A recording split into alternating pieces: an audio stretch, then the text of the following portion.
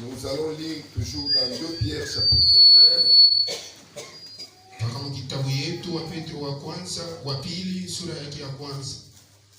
Du verset 1 jusqu'au verset 8. Simon Pierre, serviteur et apôtre de Jésus-Christ, à ceux qui ont reçu en partage la foi du même prix que la nôtre, par la justice de notre Dieu et du Sauveur Jésus-Christ. Simona Petro mtumishi na mtume wa Yesu Kristo kubale walipokea imani moya sa vile na yetu kupitia uhaki wa Mungu wetu na wa Bwana Yesu Kristo. Que la foi et que la grâce et la paix vous soient données, vous soient multipliées par la connaissance de notre Seigneur Jésus-Christ. Neema na salama imizidishiwe kwa wingi kupitia kujua kwa Mungu na kwa Yesu Kristo Bwana wetu. Sa divine puissance nous a donné tout ce qui contribue à la vie et à la piété au moyen de la connaissance de celui qui nous a appelés par sa propre gloire et par sa vertu. Uwezo ya kimungu yake ilitupa ile nangalia uzima na utawa kupitia kujua kwa ule alituita kupitia utukufu yake na nguvu yake. Celle-ci nous assure de sa part les plus grandes et les plus précieuses promesses afin que par elles vous deveniez participants de la nature divine en fuyant la corruption qui existe dans le monde par la convoitise. Na hii iko na kutuhakikishia kwa upande wake malako yake mkubwa na ya thamani, ili kupitia hii malako tupate kuwa washiriki wa hali ya kimungu mkukimbia uharibifu wenye kuwa ndani ya dunia na kupitia tamaa. À cause de cela même faites-vous tous vos efforts pour joindre à votre foi la vertu et à la vertu la connaissance. Kwa ajili ya ile mfanye manguvu yenu yote juu ya mpate kuongeza kuimani yenu nguvu na kuongeza kunguvu kujua. Que Dieu bénisse la lecture de sa parole. Je vais prier. Bien-aimé Père Céleste, nous te sommes infiniment reconnaissants parce que tu as conduit nos pas jusqu'à ces lieux. Et nous croyons que c'est toi qui conduis les pas des justes. Et au moyen de ta parole, que nous soyons sanctifiés pour marcher dans la pureté. Nous nous abandonnons dans tes précieuses mains. Circoncis nos oreilles spirituelles. Circoncis aussi nos cœurs. Circoncis aussi nos lèvres. Et garde-nous en Jésus-Christ. Pour la gloire de ton nom. Au nom de Jésus-Christ. Amen. Nous avons commencé à parler des plusieurs de la connaissance. Nous avons dit que cette connaissance ici, ce n'est pas la connaissance charnelle. Si la connaissance du monde peut faire d'un ignorant, il devient docteur, il devient ingénieur, il devient un grand scientifique.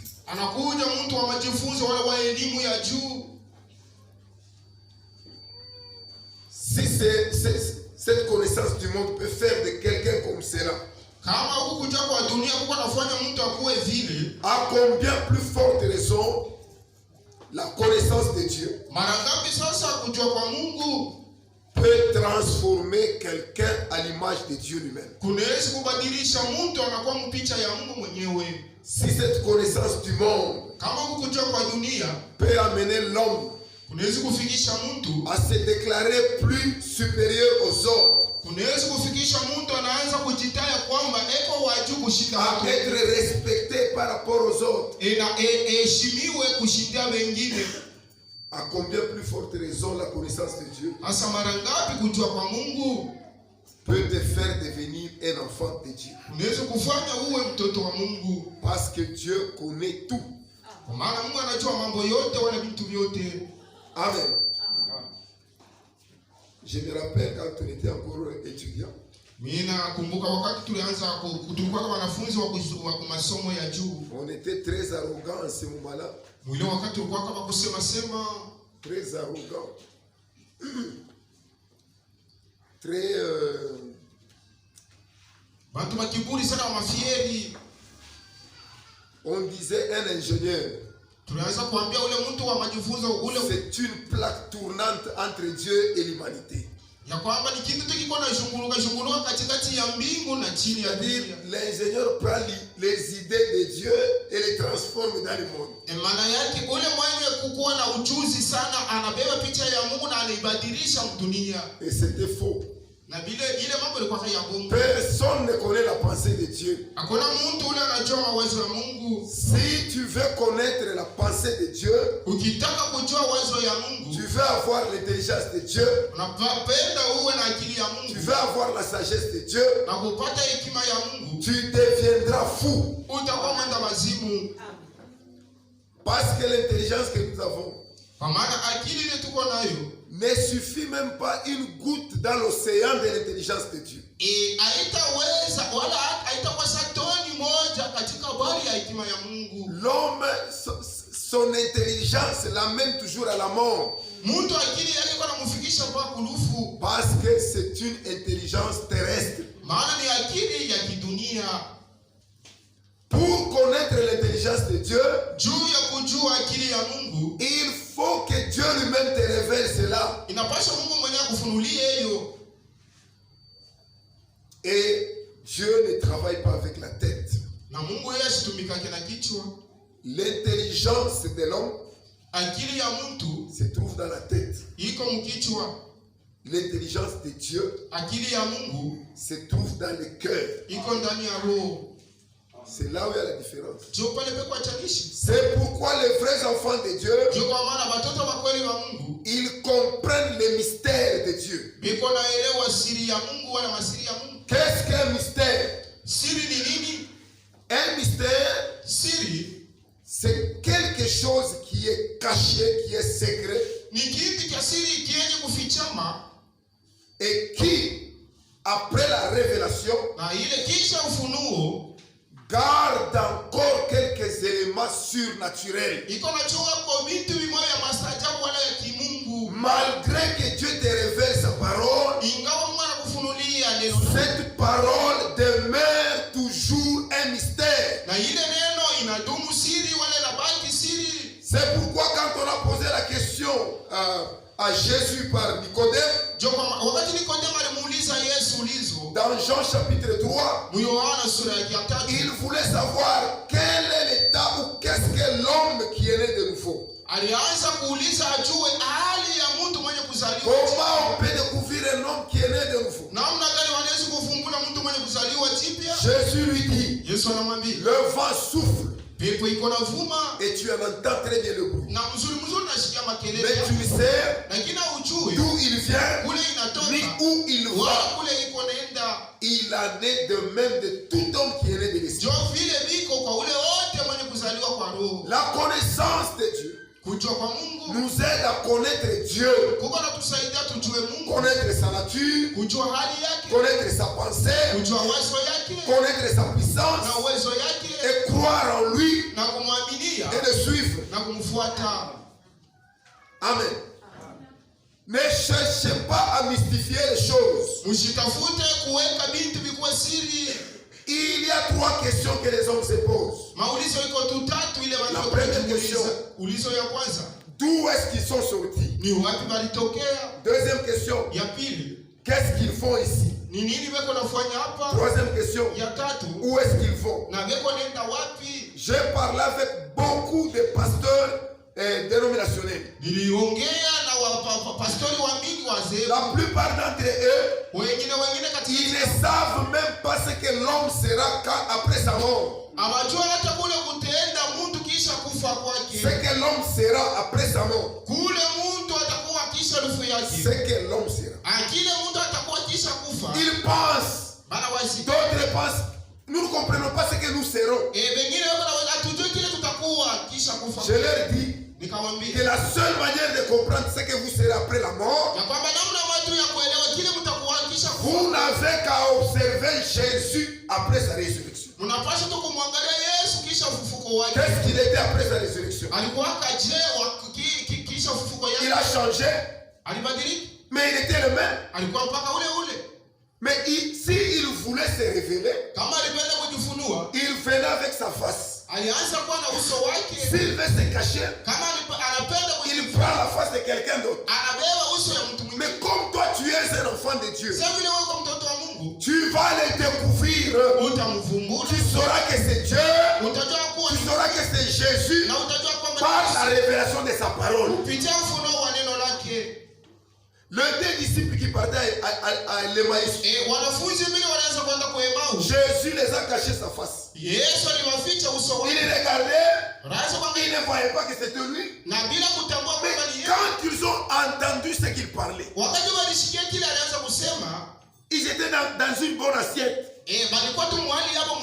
Quand ils sont arrivés là où ils partaient, on a donné à manger le pain. Il a rendu grâce. Il a rompu de la même manière qu'il avait rompu quand ils étaient ensemble. Ils ont découvert que c'était lui. Ils ont compris que c'est la raison pour laquelle quand tu nous parlais, nos cœurs brillaient. Si Dieu est quelque part, même s'il cache sa face, mais pour les vrais enfants de Dieu, ils le connaissent par la révélation. Amen. La révélation de la parole de Dieu, c'est ça l'astuce que Dieu nous a donnée. Si tu as la révélation de la parole, même si on tourne la parole dans n'importe quelle manière, tu n'iras jamais dans la fausse doctrine. Un enfant de Dieu, il comprend le langage de Dieu, même si cela est difficile. Est-ce que vous comprenez la chose?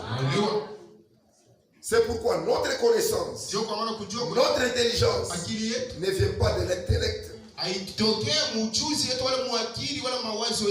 Ça ne vient pas de la cervelle.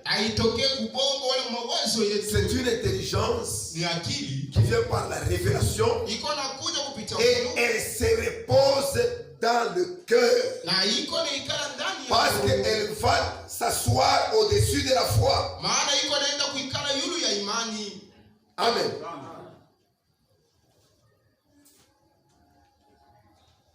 Dieu se révèle lui-même. Hier, nous avons essayé de voir ça. C'était très bien. Dans Jean chapitre 1, verset 18. Jean chapitre 1, verset 18. Nous lisons seulement ce verset 18. Personne n'a jamais vu Dieu. Le Fils unique qui est dans le sein du Père. Et c'est lui qui l'a fait connaître. Le Fils unique qui est dans le sein du Père. C'est-à-dire le Fils unique qui est assis dans la divinité. Il n'existe pas Dieu le Fils. Dans la Bible, tu ne peux pas lire quelque part. Quand on écrit Dieu le Fils, c'est une Bible traduite par les catholiques. Et d'autres traductions que nous avons dans la Bible viennent de la pensée théologique du traducteur.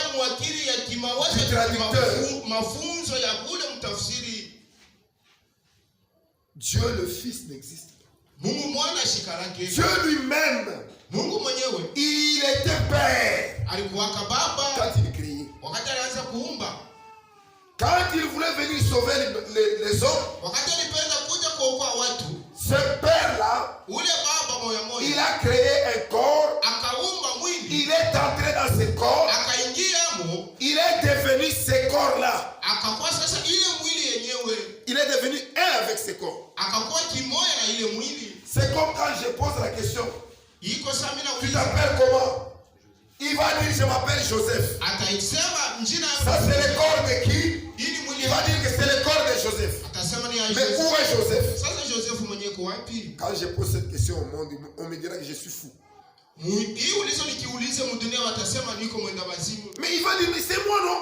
Atasema Touche-moi, touche-moi, c'est moi. Jomi Joseph. Joseph est celui qui est dans ce corps-là, Joseph ni ule yuko ndani ya ile mwili. qui fait de ce corps-là un être humain. Ule yuko anafanya ile mwili kikuwa kiumbe hai. Si Joseph quitte, Kama Joseph ce anatoka, corps aura les yeux, ile mwili itakuwa na il ne verra pas. Il aura les oreilles, itakuwa na il n'entendra pas. Ushikia ista. Ceux qui connaissent cette révélation, Benye kutoa ile ufunuo. ils vont pleurer en disant Batalia na kusema Joseph Anenda, Joseph Anenda.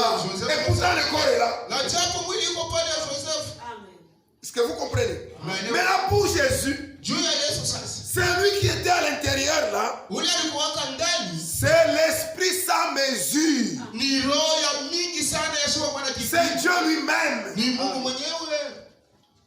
C'est-à-dire, Usema il s'est corporellement révélé en Jésus-Christ. alijifunua ndani ya mwili ya Yesu Kristo. Amen. C'est lui qui a vu Jésus, il a vu Dieu. Ule aliona Yesu, alimuona Mungu. Amen. Mais Dieu ne peut pas mourir. Lakini Mungu asiwezi kufa. C'est pourquoi celui qui était là à l'intérieur, Ndio kwamba ule alikuwa ndani. il disait, Alianza kusema, j'ai le pouvoir de donner ma vie. niko na uwezo wa kutoa maisha. Après 3 jours, Kisha siku j'ai tatu le pouvoir encore de reprendre ma niko vie. tena na uwezo wa kuirudisha.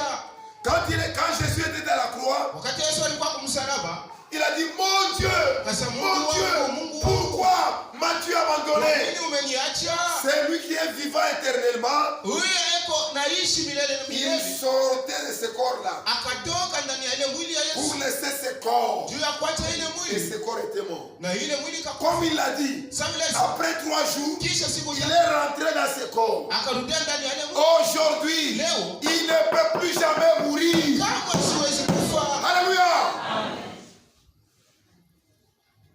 C'est cette connaissance Ni kule kujua. que Dieu veut que vous puissiez connaître. Ndio kule Mungu anapenda muwe nayo. Une connaissance éternelle. Kujua kwa milele. Et cette connaissance s'acquiert Na kule kujua kuko napokewa. par l'intelligence que donnent les Écritures. Kufuatana na ile akili iko naleta Par maneno. l'intelligence que donne la parole. Kupitia ile akili iko naleta neno. Nous avons lu avec vous dans Jérémie Tulisoma na mwe Yeremia que Dieu se révèle par la révélation. ya kwamba Mungu iko anajifunua. Jérémie chapitre 9, Yeremia sura ya 9 verset 23.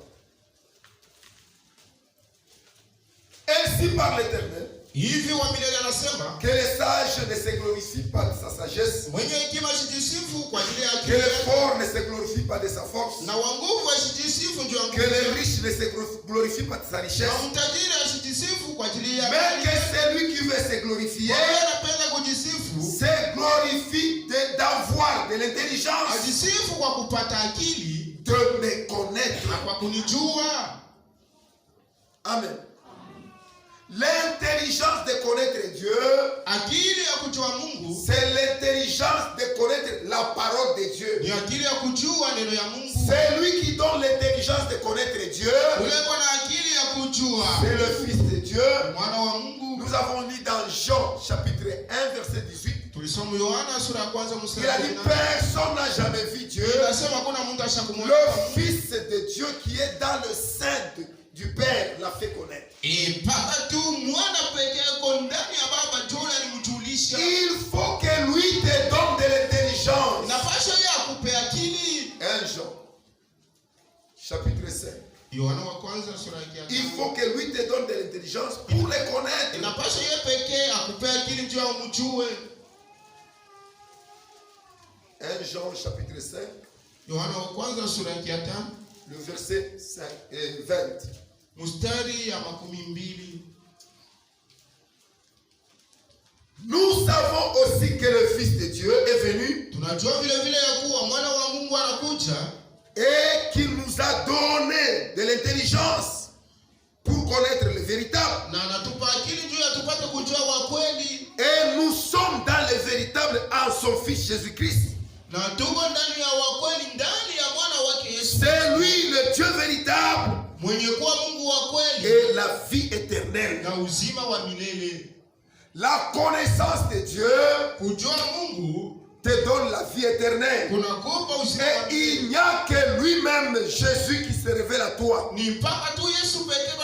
S'il n'ouvre pas ton intelligence, tu ne comprendras pas les Écritures. Tu ne comprendras pas Dieu. Luc chapitre 24. Luc 24. Verset 45. Mustari ya 45.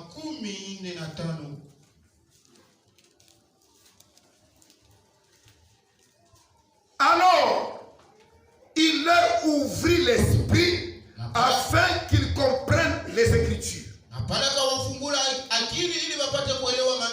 Si le Fils de Dieu n'ouvre pas ton esprit, tu ne comprendras pas les Écritures. Et il leur dit, ainsi est écrit que le Christ souffrirait et qu'il ressusciterait de mort le 3e jour. Mais Dieu a dit, j'ai le pouvoir de donner ma vie et de la reprendre. Mais quand Jésus leur a ouvert l'esprit, il a dit que c'est le Christ qui souffrirait, il mourra, il ressuscitera le 3e jour. Amen. Il leur a parlé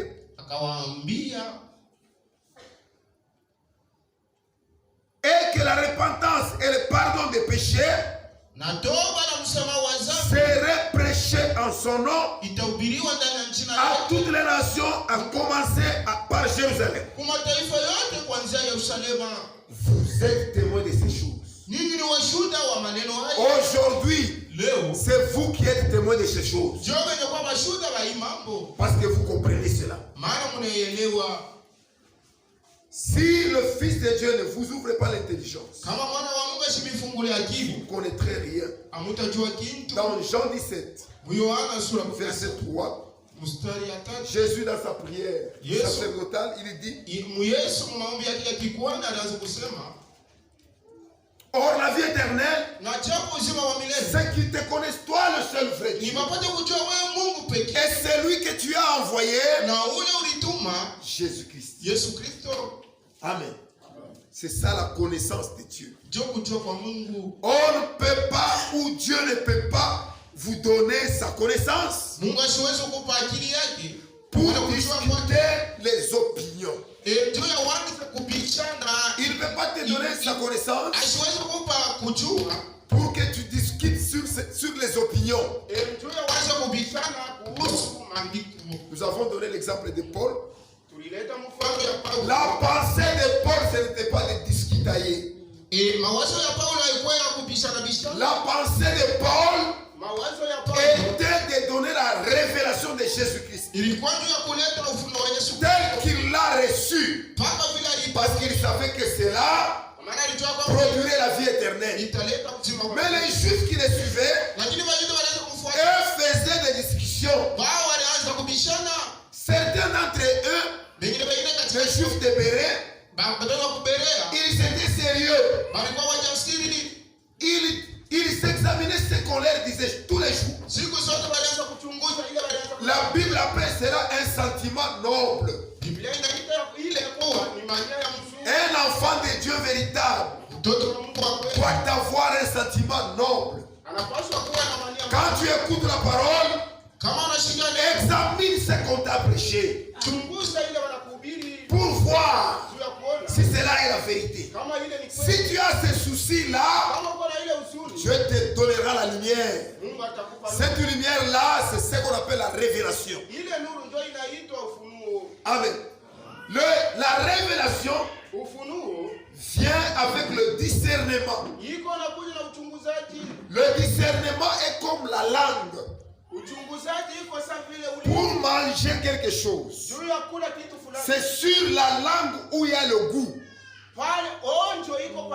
Quand tu mets quelque chose dans la bouche, c'est alors que tu comprendras que cette chose-là est salée ou cette chose-là est sucrée ou cette chose-là est aigre ou amère. C'est quand tu mettras dans la bouche que tu vas sentir cela. Le discernement te fait voir la parole succulente, te fait entendre la parole qui te donne la tristesse, te fait entendre la parole qui te donne une décision. Amen. C'est le discernement qui te détermine la position. C'est pourquoi dans la brochure intitulée Discerner le corps de Christ, le frère Branham dit, ce n'est pas ce que nous voyons qui nous amène à discerner le bien et le mal. Mais c'est ce que nous discernons qui nous amène le bien et le mal et qui nous amène la vie et la mort aussi. Après le discernement, c'est alors que tu vas montrer si tu es un vrai enfant de Dieu qui a la véritable foi ou tu n'as pas du tout la foi. Le discernement, c'est ça l'intelligence qui t'amène à savoir ce qu'il faut faire et ce qu'il ne faut pas faire. C'est ça la sagesse. Car les discussions, parce que la parole de Dieu, tu ne peux pas discuter avec. Mais les discussions maintenant ont des conséquences graves. Les discussions engendrent des querelles. Des querelles engendrent des jalousies. Des jalousies engendrent la haine. La haine engendre le meurtre. Maintenant, imaginez-vous dans l'église du Dieu vivant où il est supposé être l'amour parfait. Mais il y a le meurtre. À partir de la connaissance charnelle, au lieu que la connaissance soit dans le cœur, mais cette connaissance est dans la tête. La connaissance de Dieu produit l'humilité. Tandis que la connaissance du monde produit l'arrogance.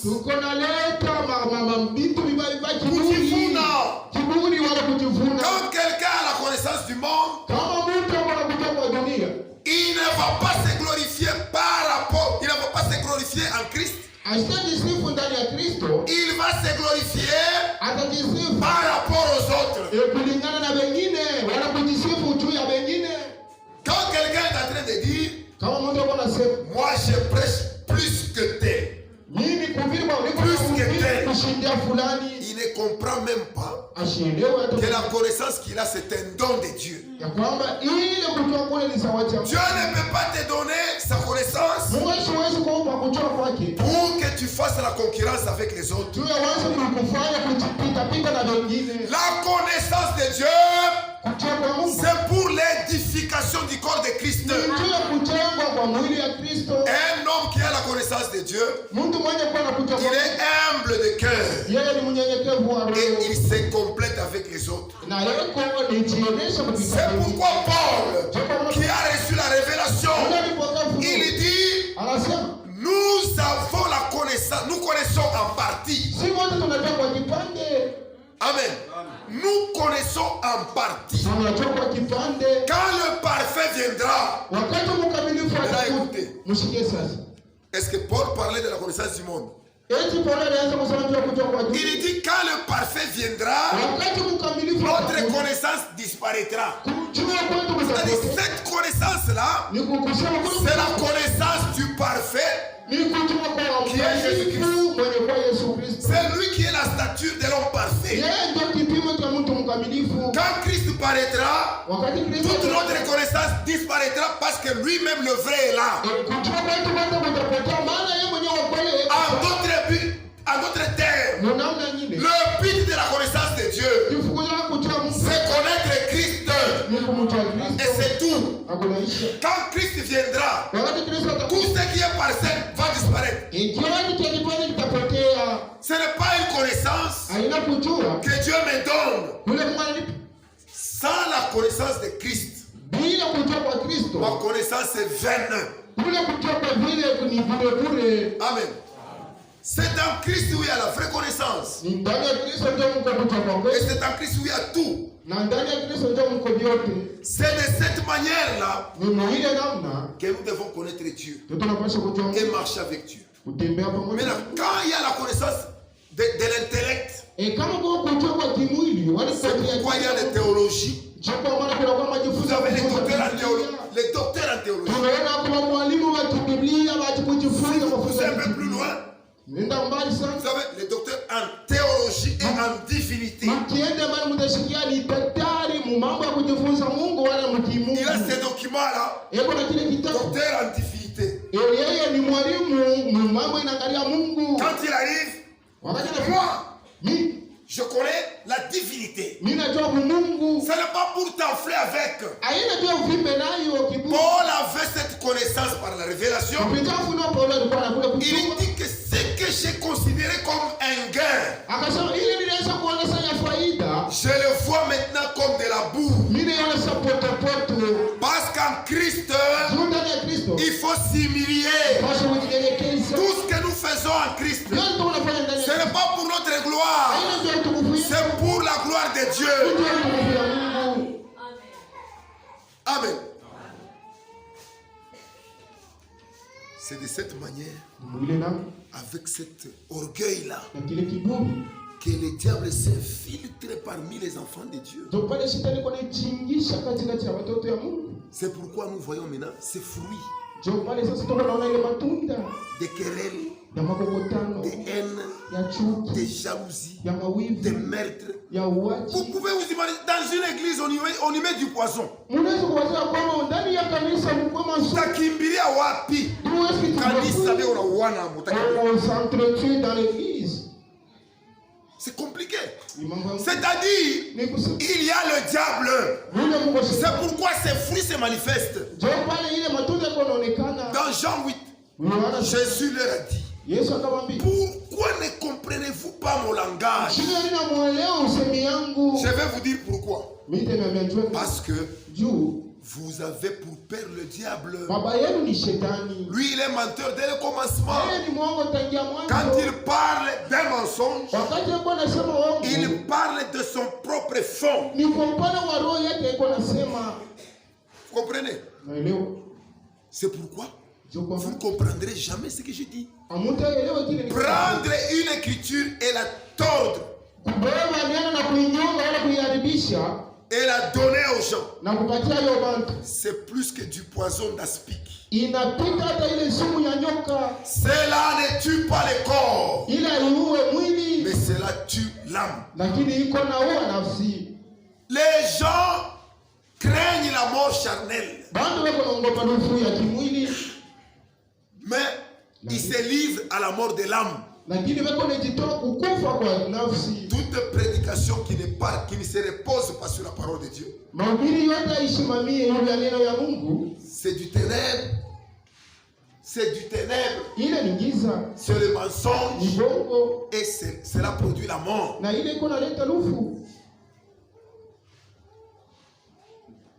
Nous continuons. La connaissance de Dieu ne s'enfle pas d'orgueil. Elle produit une révélation dans la simplicité. Car Dieu sait tout. Amen. Et il les révèle dans la simplicité. Et chaque chose dans sa saison, dans son temps, convenable. C'est pourquoi dans ces temps de la fin, nous avons aussi la nourriture spirituelle au temps convenable.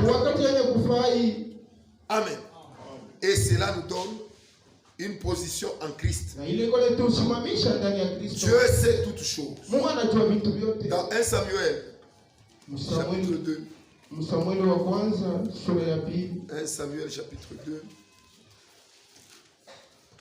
Le verset 3. Ne parlez plus avec tant de hauteur. Que l'arrogance ne sorte plus de votre bouche. Car l'Éternel est un Dieu qui sait tout. Quand tu parles, ne parle pas avec arrogance. Fais attention. Tu es parmi les enfants de Dieu. Les enfants de Dieu, c'est un mystère. Ce sont des petits dieux. Ils ont la compréhension de ce que tu dis. Parce que Dieu est à eux. Et quand tu parles, ne parle pas avec arrogance.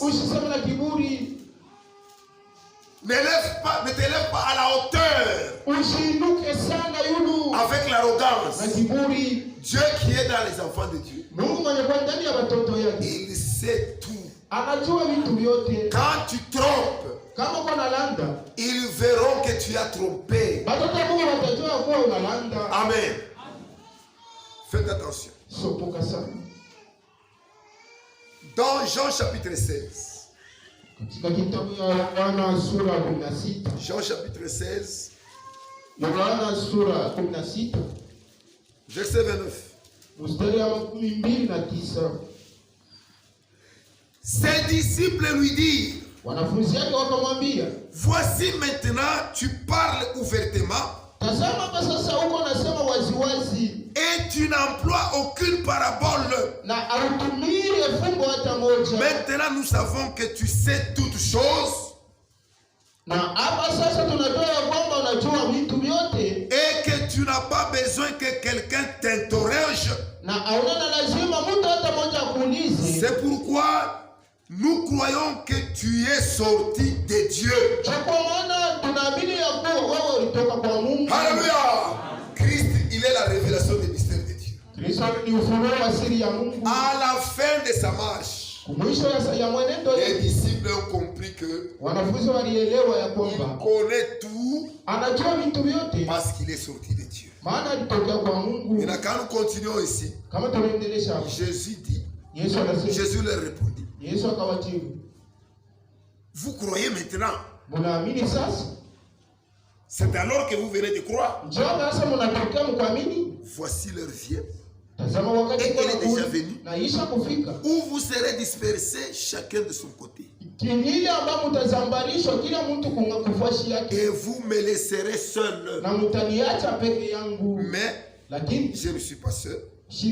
Car le Père est avec moi. Les disciples ont compris que Jésus connaissait tout.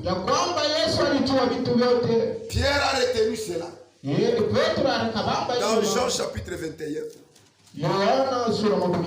le verset 17. Jésus dit pour la troisième fois, Simon, fils de Jonas, m'aimes-tu? Pierre fit attrister que ce qu'il lui avait dit pour la troisième fois, m'aimes-tu?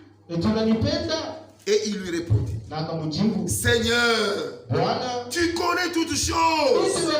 Tu sais que je t'aime. Alléluia. Vous, en tant que disciple de Jésus, aujourd'hui vous savez aussi que Dieu sait toutes choses. Et cette connaissance de Dieu, c'est ce que Dieu veut que ça soit en vous. La connaissance du monde, c'est la mort. Mais la connaissance de Dieu, c'est la vie éternelle. Dans Proverbes, chapitre 1. Proverbes, chapitre 1, verset 29. Mezali sura ya kwanza mstari ya 29.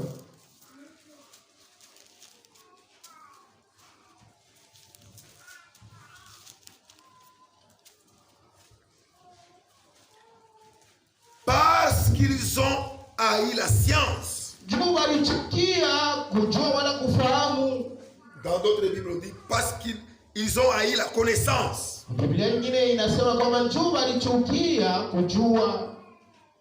Et qui n'ont pas choisi la crainte de l'Éternel,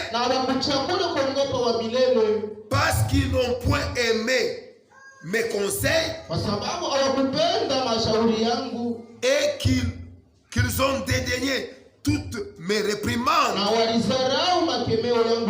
ils se nourriront du fruit de leur voix. Mapato yabo ni kufuatana na mwenendo yabo. Vile beko na tembea. Si tu refuses la parole de Dieu, tu sais que les conséquences seront néfastes. Amen. Et ils se rassasieront de leurs propres conseils, car la résistance des stupides les tue. Et la sécurité de l'insensé le perd. Mais celui qui m'écoute reposera avec assurance.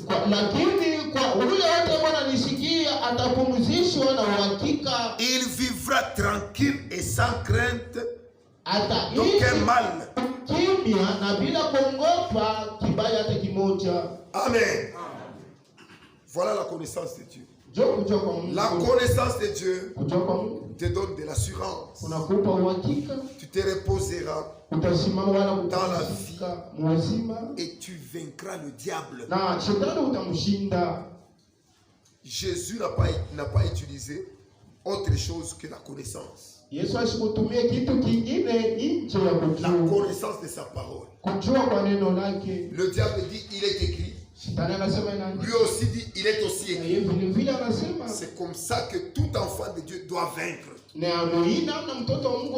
y arriver, il faut connaître la parole de Dieu par la révélation. Quand le diable vient te dire il est écrit, il vient avec un piège. Mais comme tu as la parole de Dieu par la révélation, même s'il tourne n'importe comment, toi tu comprendras l'astuce. Et ta réponse sera poussée par le Saint-Esprit. La connaissance de Dieu, c'est la connaissance de sa volonté. C'est pourquoi personne n'a le droit de prêcher sa science ou sa connaissance. Car notre pensée en nous tous, c'est la mort. Et cela ne s'accomplira jamais. Imagine toi, tu viens, tu commences à prophétiser ce que tu penses. Ça ne s'accomplira jamais. Parce que cela n'a pas une puissance de Dieu dedans. Il n'y a pas la vertu de Dieu dedans. Ce qui fait accomplir la parole de Dieu en son temps, c'est la vie de Dieu qui se trouve dans cette parole. Et quand Dieu prononce sa parole, il est le maître des temps et des circonstances. Il est le maître des saisons. Et il sait quand est-ce que cela va s'accomplir.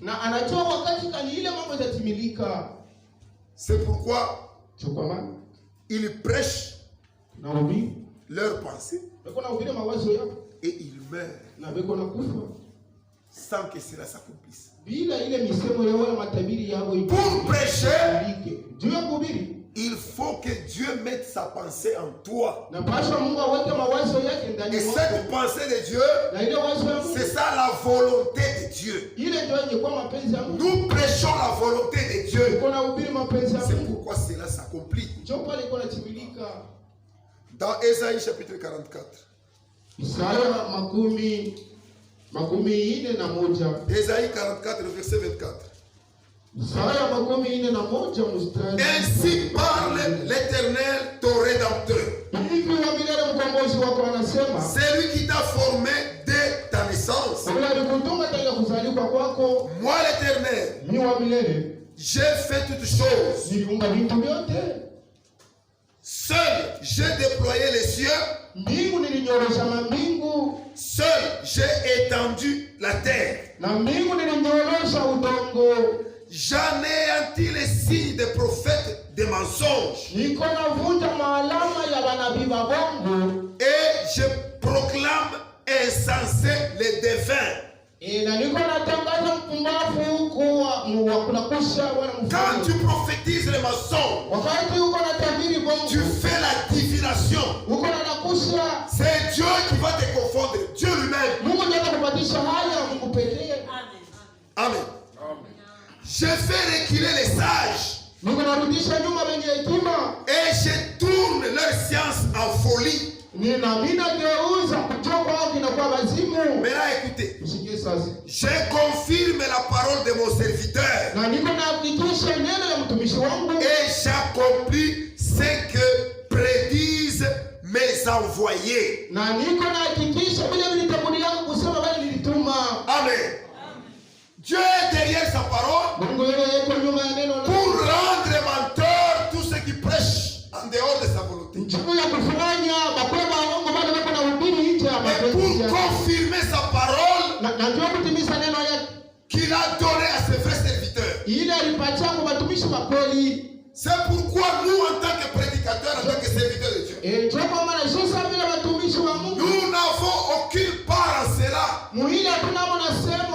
Ma part, c'est prêcher la parole, c'est tout.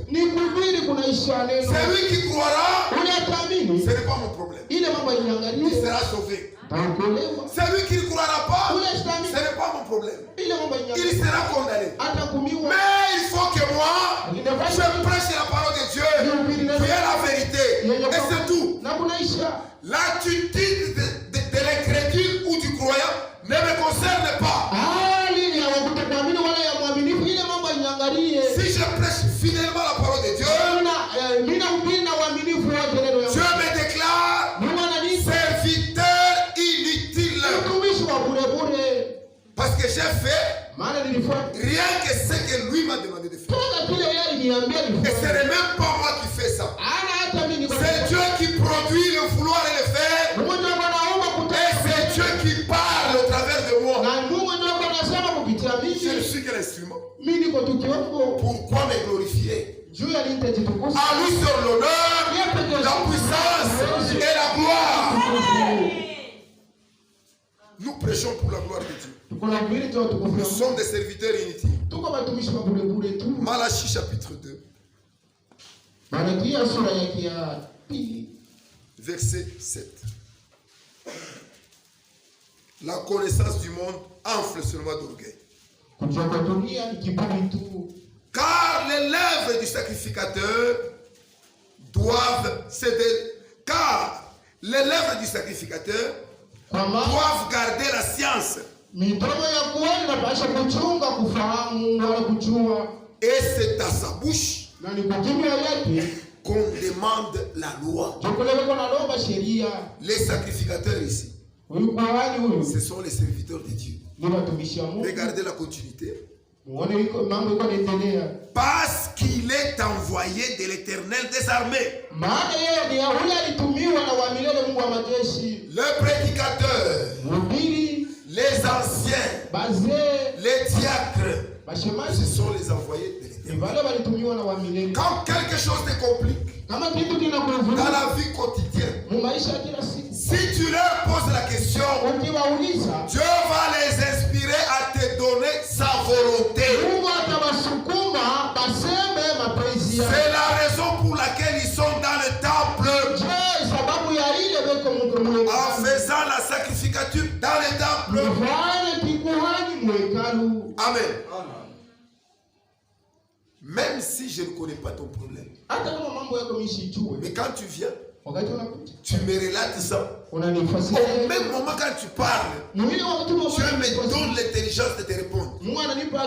Si je te donne la réponse, tu t'en vas sans l'appliquer, tu verras les conséquences néfastes.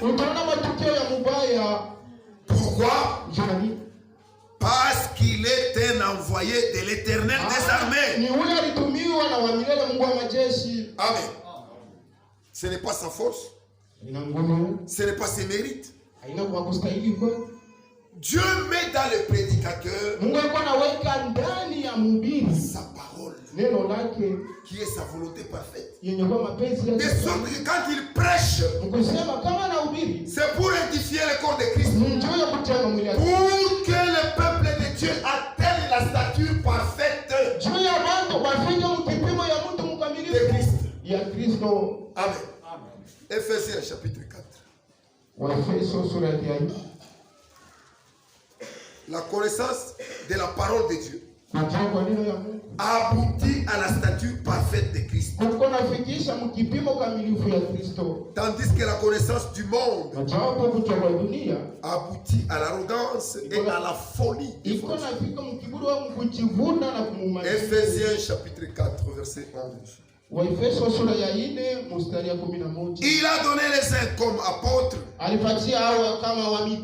les autres comme prophètes, les autres comme évangélistes, les autres comme pasteurs et docteurs, pour le perfectionnement des saints, en vue de l'œuvre des ministères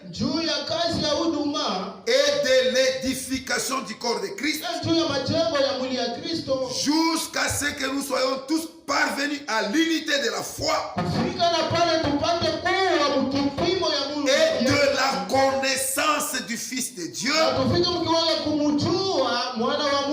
de la connaissance du Fils de Dieu, à l'état d'homme fait à la mesure de la stature parfaite de Christ.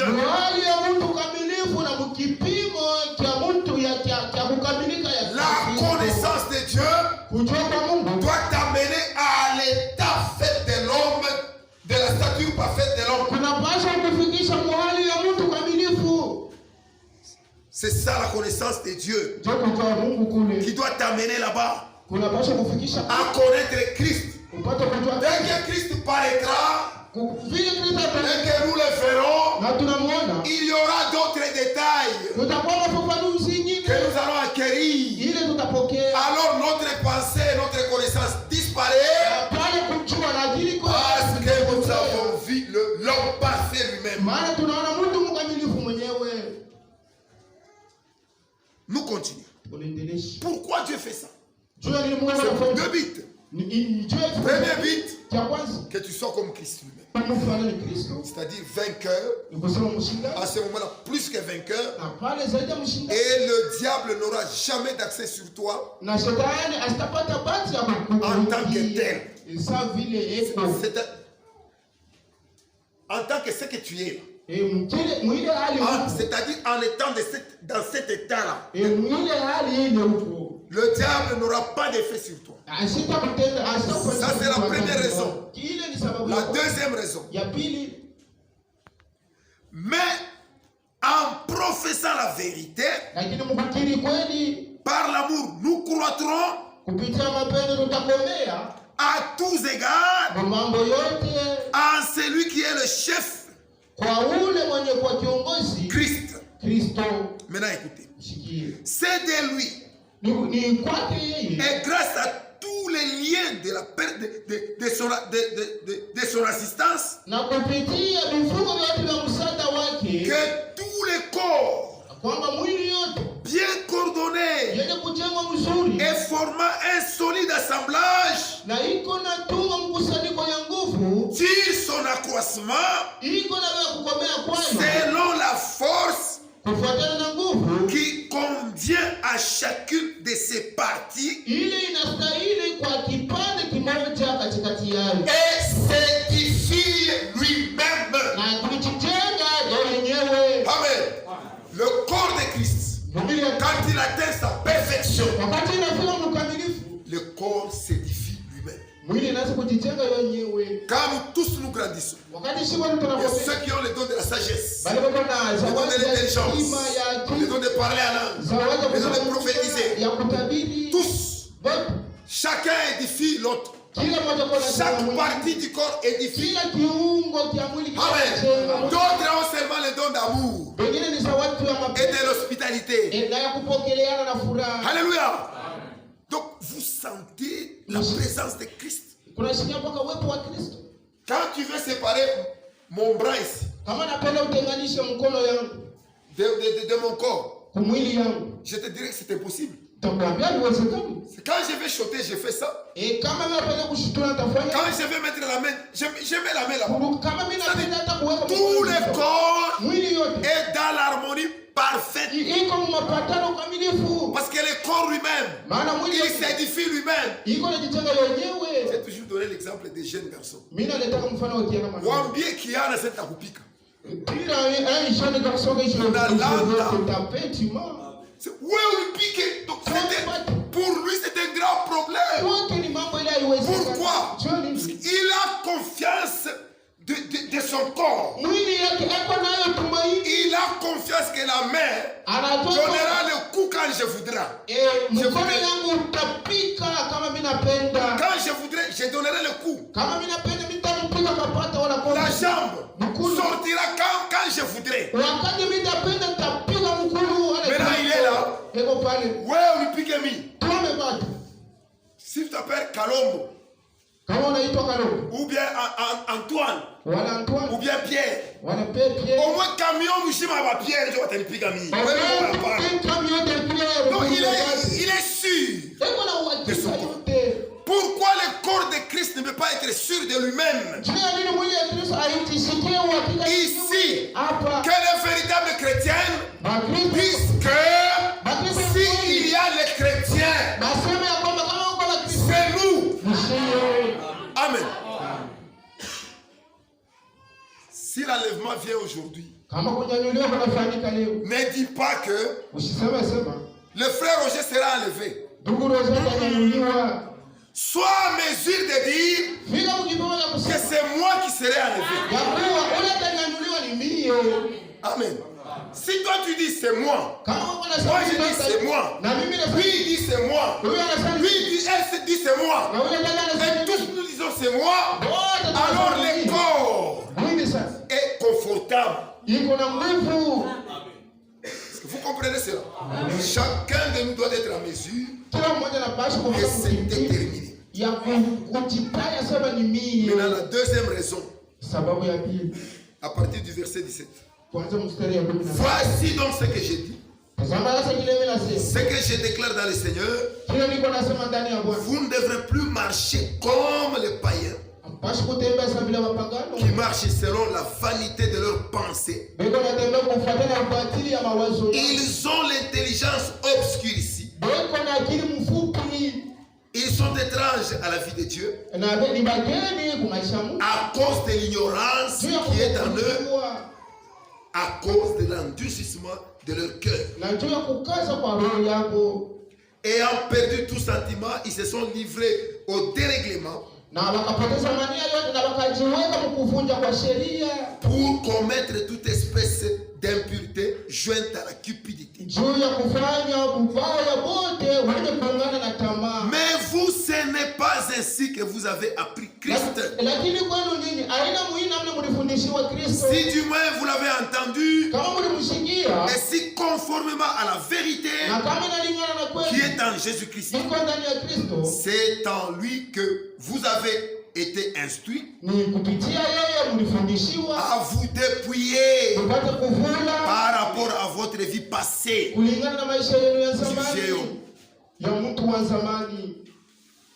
La connaissance de Christ te met à mesure kunakufikisha mkipimo d'être une nouvelle créature. uwe kiumbe kipya sasa. Quand tu vis dans le monde, Wakati unaishi quand tu marches dans le monde, wakati unatembea mtuni, il faut que le monde sente que tu es là.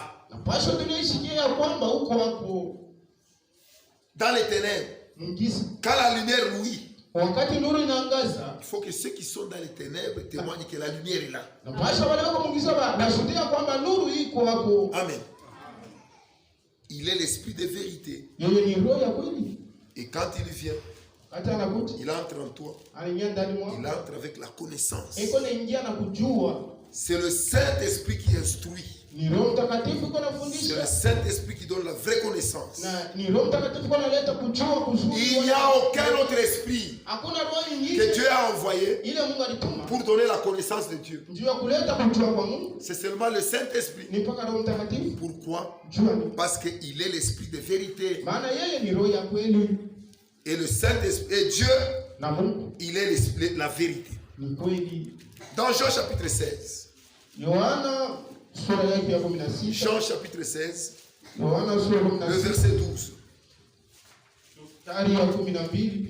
J'ai encore beaucoup de choses à vous dire. Ningaliki na vitu vya mingi vya kuniambia. En d'autres termes, il y a encore beaucoup de choses que vous devez connaître. Ningaliki vitu vya mingi unapaswa kujua. Mais vous ne pouvez pas les porter maintenant. Na hapa sasa hamtaweza kuvivumilia. Quand le consolateur sera venu, Wakati mfariji atakuja, l'esprit de vérité, roho ya kweli il vous conduira dans toute la vérité. itamiongoza katika kweli yote. Il est appelé l'esprit de vérité. Roho ya kweli Il vous conduira dans toute la vérité, itamiongoza mkweli. car il ne parlera pas de lui-même, Maana atasema vyake vya yeye mais mwenyewe. il dira tout ce qu'il aura entendu Lakini atasema vile atasikia. et vous annoncera les choses à venir. Atanitangaza awe na vitu vya kumbele. Il me glorifiera Atanitukuza. parce qu'il prendra de ce qui est en moi Maana atabeba vyangu mimi et vous na l'annoncera. kunitangazia hadi. Tout ce que le Père a est Vyote en moi. vyote viko na Baba ni vyangu. C'est pourquoi j'ai dit, Ndio kwa maandiko nasema. il prendra de ce qui est en moi et vous l'annoncera. Atabeba vyenye kwa vyangu na vimitangazia Le hadi. Saint-Esprit Ni Roho qui Mtakatifu. faisait que Jésus agisse de cette manière. Ndio ilianza kufanya Yesu atende vile L'Esprit qui na. était en lui Roho ilikuwa le ndani. poussait à faire des miracles, Ilianza kumsukuma afanye à miujiza. parler, Aseme tout. vyote. Mais quand le corps est allé s'asseoir au trône, Wakati mwili ilienda kuikala yule ya enzi, l'esprit qui conduisait ces corps-là lakini roho ilianza kuongoza ile mwili. descend dans l'église Inashuka mkanisa. pour te conduire toi et moi. Juu ya kukuongoza wewe na mimi. Le même esprit. Roho ya Mungu Il dira la vérité, itasema kweli. il produira la vérité, Itasema vya kweli. Italeta vitu vya parce kweli. que ce qu'il va faire, Kwa maana vile c'est ce qu'il avait fait déjà en Christ. ni vile alifanya zamani ndani ya Quand il Kristo. a marché avec Jésus, Wakati ilitembea pamoja na Yesu. il va le faire encore. Na ile roho ilifanya vile vile. Amen. C'est ce que Paul dit ici Na njoo kile Paulo dans anasema 2 Corinthiens Wakorintho wa pili. chapitre 5. Dans 2 Corinthiens chapitre 5, Wakorintho wa pili sura ya Paul 3. dit ceci. C'est très important. Ni ya mafao. 2 Corinthiens chapitre 5, Wakorintho wa pili sura ya 5. le verset 19. Mstari wa 19. Car Dieu était en Christ, Kwa maana Mungu alikuwa ndani ya Kristo. réconciliant le monde avec lui-même. Eko napatanisha dunia na yeye mwenyewe. Est-ce que vous comprenez cela?